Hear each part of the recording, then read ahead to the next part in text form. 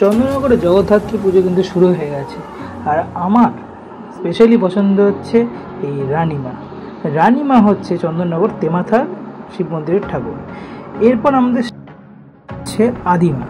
আদিমা হচ্ছে চন্দননগরের সবথেকে প্রাচীনতম একটি জগদ্ধাত্রী প্রতিমা, যেখান থেকে বলা যেতে পারে যে চন্দননগরের জগদ্ধাত্রী পুজো কিন্তু এই আদিমা থেকেই শুরু, এবং মায়ের মুখমণ্ডল দেখলে মনে আলাদা একটা তৃপ্তি হয়।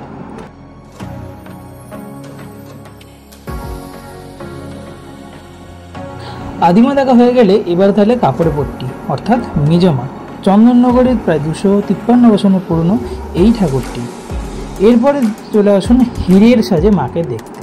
হ্যাঁ, ঠিকই বলছি, হীরের সাজ। কারণ চন্দননগর হেলাপুকুরে এবছরে মায়ের রূপ সাজানো হয়েছে হীরের অলঙ্কারে। মা সেজে উঠেছেন হীরের এক নতুন সাজে।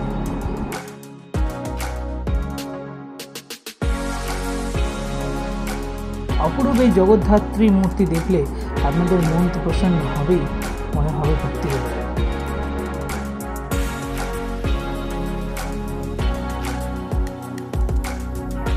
হেলাপুকুর সর্বজনীন দেখা হয়ে গেলে এবার আপনি আসুন চন্দননগরের উত্তরাঞ্চলে সন্তান সংঘের এই প্যান্ডেলটিতে। রাজস্থানী ঘরানায় তৈরি এই প্যান্ডেলটার আপনাদের আলাদাই জোশ বাড়বে।